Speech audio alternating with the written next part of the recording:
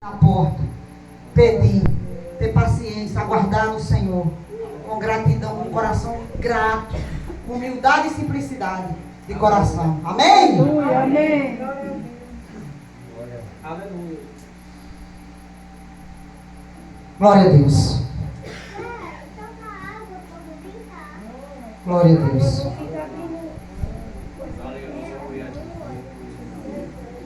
Cumprimento a todos a paz do Senhor Jesus. Amém. Glória a Deus. Hoje é culto de oração. Daqui a pouco estaremos orando. Eu gostaria que você ficasse de pé nessa noite, irmãos. Abrisse a sua Bíblia de pé. 2 Crônicas, capítulo 7. 2 Crônicas, capítulo 7.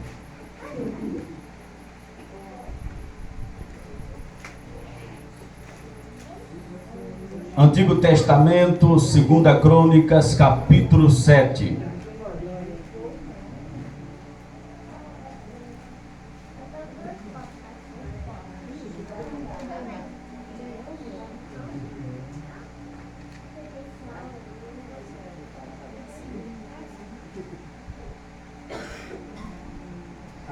Estaremos lendo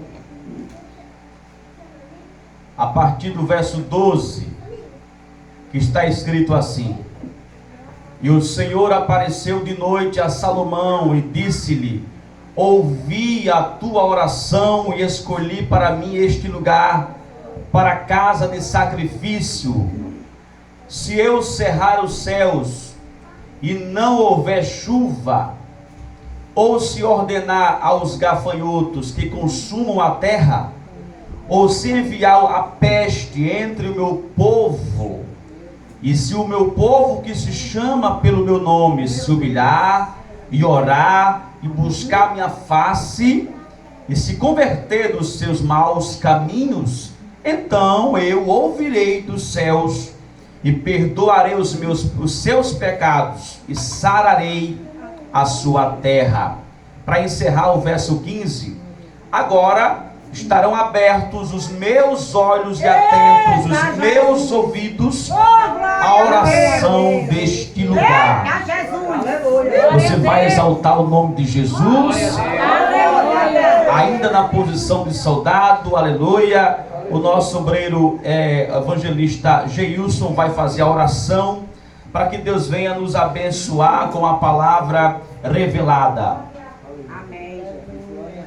Glória a Deus. Vamos orar.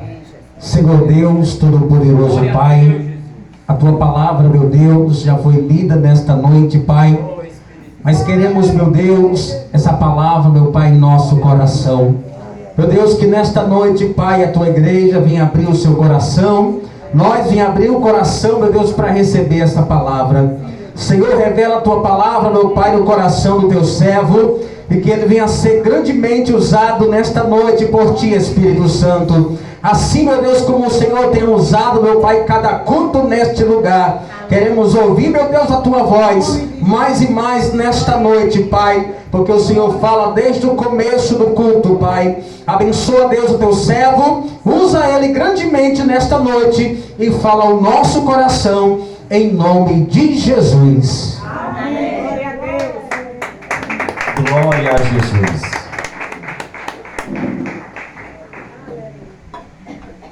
Você que está assistindo o culto pela internet, eu já peço que você deixe o like nesse vídeo. Por quê? Porque vai fortalecer o vídeo, ou seja, vai fazer com que muita gente assista a mensagem da palavra de Deus. Nós sabemos que Salomão era um homem instruído por Deus, e ele é filho de Davi. A Escritura diz que ele vai a Deus orar e pedir a Deus muita sabedoria. Eu começo a compreender que muita gente de Deus, muitas pessoas de Deus, tem dificuldade em pedir a Deus ou até buscar nele em oração a sabedoria. A sabedoria em Deus é muito importante, porque sabemos nós que a sabedoria por ela nós podemos nos livrar de muitas ciladas. Quantos na igreja, quantos irmãos em Cristo por aí afora, hoje não estão aí desprezados, sendo chacoteados pelo diabo, porque tinham muita fé, mas não tinha sabedoria. Sabedoria nas decisões, sabedoria nas palavras. E aí alguém diz, mas tinha tanta fé, mas não tinha sabedoria. E a sabedoria é o princípio do temor a Deus. Quem tem sabedoria já é um sinal de que está temendo ao Senhor. E a sabedoria humana, aleluia, não deve ser de fato, de uma vez por todas, descartada, não. Porém, a Escritura diz que a sabedoria humana também, ela é capaz de gerar algo do diabo, discórdias, contendas, discussões. Sabe por quê? Porque a sabedoria humana, o conhecimento humano, exalta o homem, e ali ele se exalta, e nunca quer ficar por baixo. É algo diabólico. O orgulho entra. Então faz-se necessário que a igreja busque a sabedoria em Cristo. É uma sabedoria que é um dom de Deus. E quando a sabedoria, Geilson, de Deus vem sobre o homem, vem para edificar a igreja. Mas a sabedoria em Cristo tem que ser buscada. Por quê?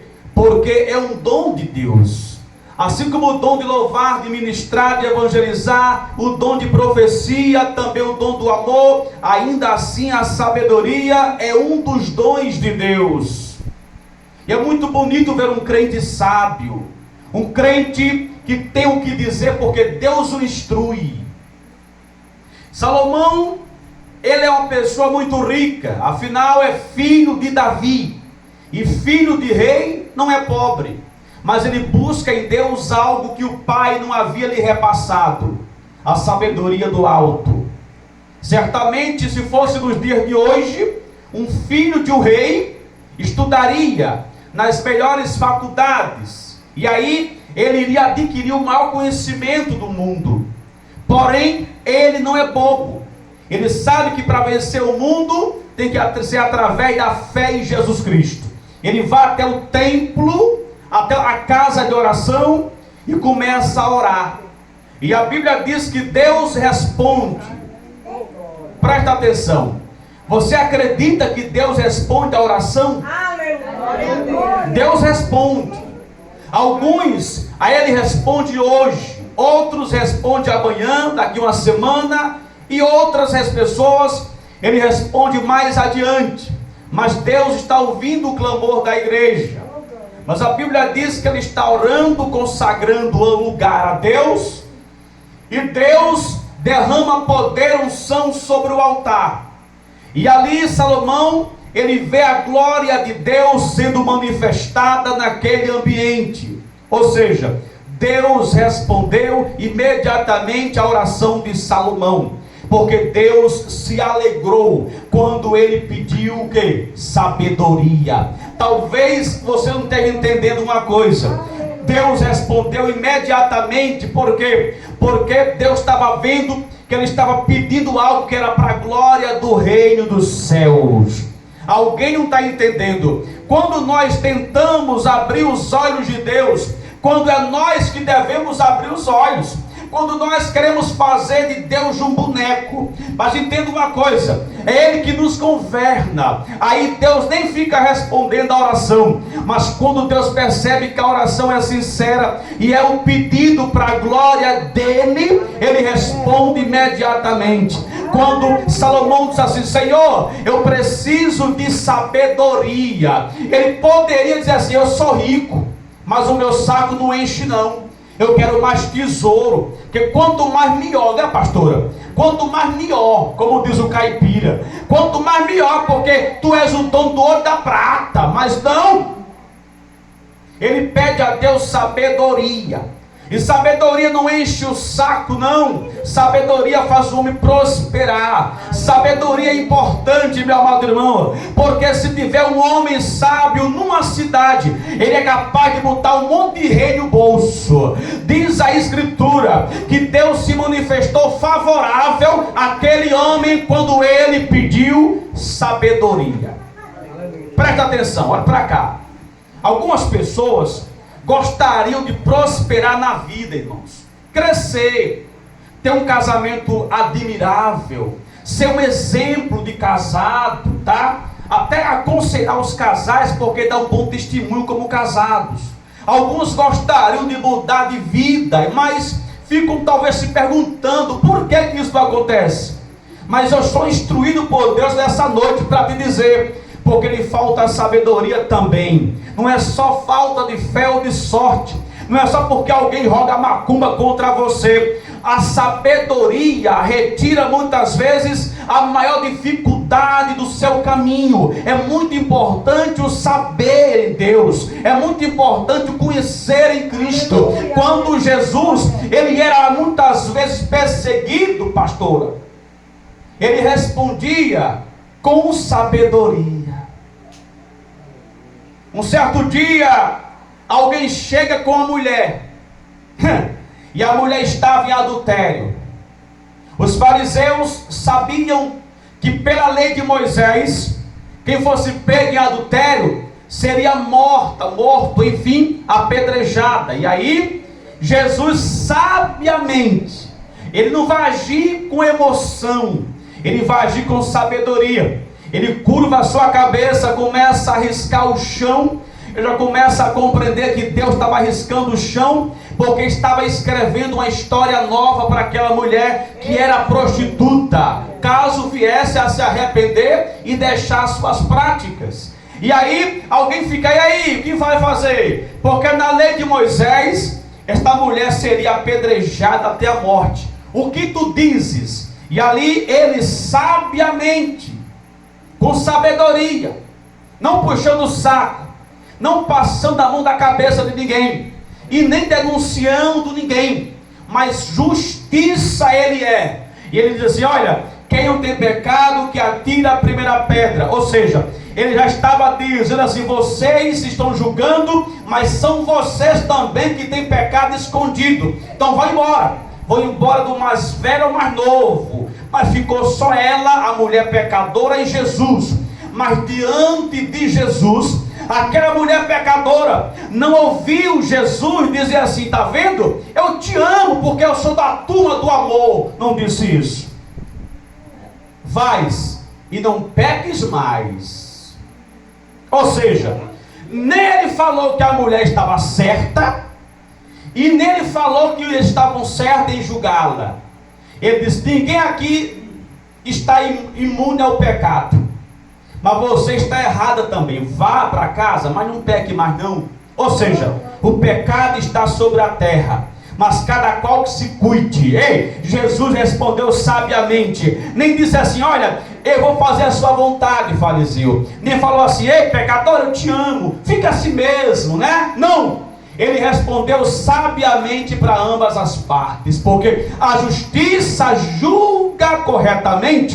Se fosse alguém sem sabedoria, responderia algo errado e o barco afundaria, ou ficaria calado sem ter o que dizer. A sabedoria é muito importante. Então Deus se alegrou quando ele pediu sabedoria. Mas a Bíblia diz que naquela época o povo de Israel estava passando por uma grande calamidade. E eu me lembro muito, pastora, quando eu vejo o Brasil, por exemplo, algumas regiões do Brasil enfrentando calamidades, catástrofes naturais.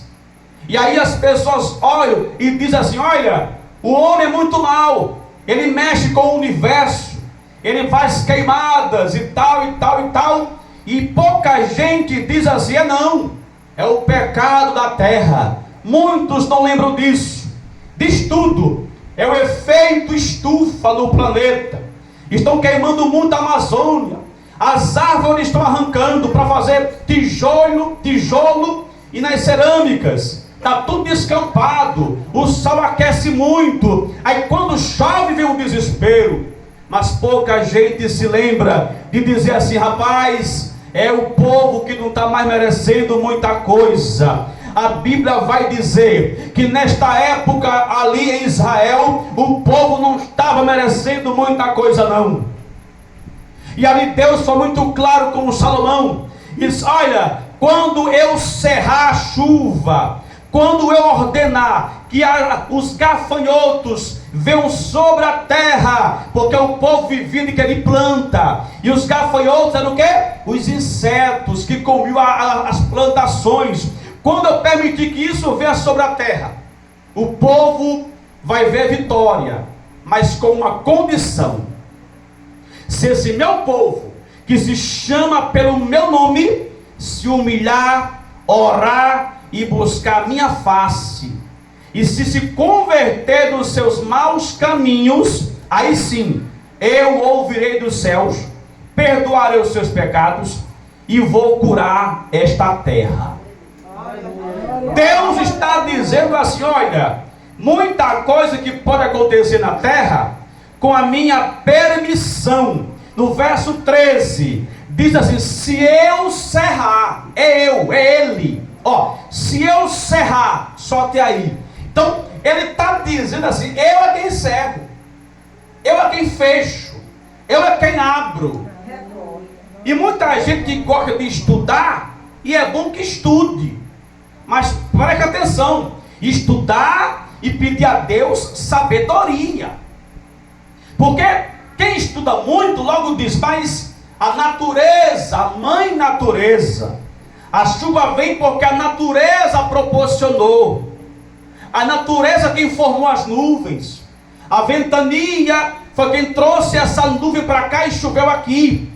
Então foi a natureza, irmão. Deus não quer isso não, é a natureza revoltada, é a mão de Deus. Eu pergunto nessa noite: quem criou a natureza? Quem criou o mar? Quem criou o trovão, o relâmpago, a chuva? Deus. Você acha que há um descontrole no céu? Não. Quem controla a chuva, a enchente, é Deus. Você dá muita água porque o dono da água deixou vir muita água. Você acha que uma enchente é capaz de dominar o poder de Deus? Rapaz, Deus até queria que fosse pouca chuva, mas a enchente está com raiva. A natureza deu uma surra em Deus e não, eu vou encher. Não! Alto lá! A enchente é grande porque Deus permitiu. A enchente é grande, a natureza é grande, mas Deus é maior, porque Deus criou tudo e todas as coisas. Assim seria da glória a enchente, da glória a natureza, a mãe natureza. No Egito teve uma época em que as pessoas adoravam sim a mãe natureza, adoravam o pai sol, o sol que era pai, e a mãe lua. E ali adorava o planeta, Terra, Júpiter, etc. E quando Paulo entrou ali, disse: ei, eu apresento-vos um homem chamado Jesus de Nazaré, que até morreu, mas ressuscitou. Esse é o Pai de tudo e de todos. E ali eles começaram a ficar confusos, mas Deus, que não é de confusão, com o tempo todos vieram a se converter a esse Jesus de Nazaré. Entenda uma coisa, irmãos: quando Deus manda a chuva, é porque foi Ele que mandou a chuva. Quando cerrou o céu, foi Ele que parou, porque Ele sabe por quê. Mas a Bíblia diz que Ele foi muito claro com Salomão, dizendo assim: se isso acontecer, a igreja se humilhe. E como falou Deus na boca da pastora há minutos atrás, quando a terra passa por lutas como epidemias ou pandemias, vírus, virose, etc., calamidades naturais, não podemos ficar com medo, em pânico, só chorando como uma criança de 2 anos sem chupeta, mas chorar com temor a Deus, mas chorar com lágrimas espirituais, mas buscar em Deus a proteção divina com humilhação de espírito. Era assim Aldair Rodrigues em Israel.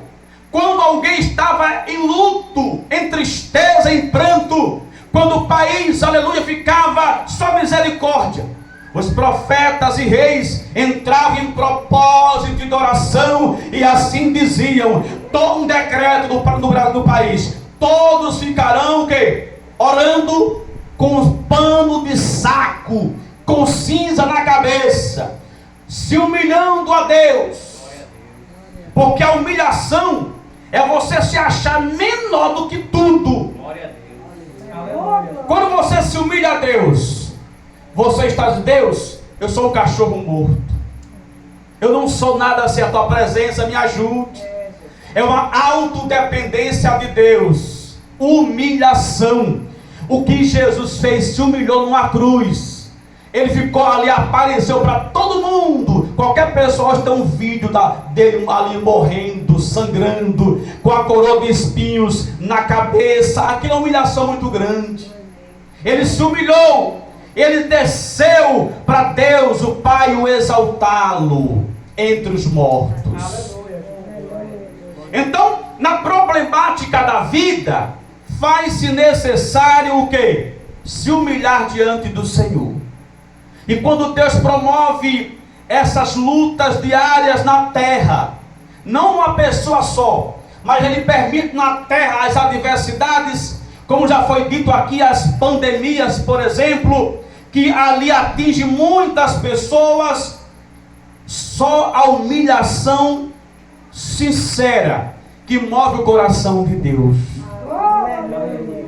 Mas muitos esqueceram disso. Sabe por quê? Porque o homem boçal, o homem arrogante, ele acha que se humilhar é ficar para trás. O charmoso boçal, a mulher boçar, ela acha que se humilhar a Deus é perder alguma coisa, mas de fato é perder aquilo que não presta e ganhar com Deus o que é bom. Aleluia! A exaltação do alto. Quantos ainda têm vergonha, pastores, de usar uma Bíblia pentecostal preta e pesada e grande na rua? Prefere uma Bíblia pequenininha para esconder do povo do mundo. Quanto na escola tem vergonha de assumir a condição de crente? Tem que se humilhar a Deus. E se humilhar a Deus é a alma quebrantada, é se mergulhar, chorar, se arrepender, porque Deus quer um povo diferente, um povo com a alma lavada. Diz a palavra que o povo tem que se humilhar e orar também. Humilhar, vírgula, e orar. Aonde nós vemos isso hoje em dia? Se humilhar e orar, que é isso? Eu não quero humilhar e orar. E orar também, tem que orar, tem que se humilhar. Tem muitas cidades que nós passamos por elas e observamos o que é um peso muito grande. As igrejas, pastora, vazias. Eu nunca esqueci que eu fui a um certo culto, numa certa cidade, há uns 3 anos atrás, e aí foi pregar lá, convite, para lá. E quando cheguei na cidade, entramos lá no centro, tinha a igreja católica. Me deu pena do padre, o sacerdote.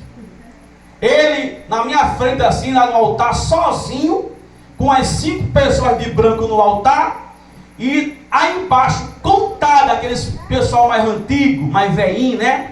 Com o rosário na mão, contado, a igreja católica vazia sem ninguém.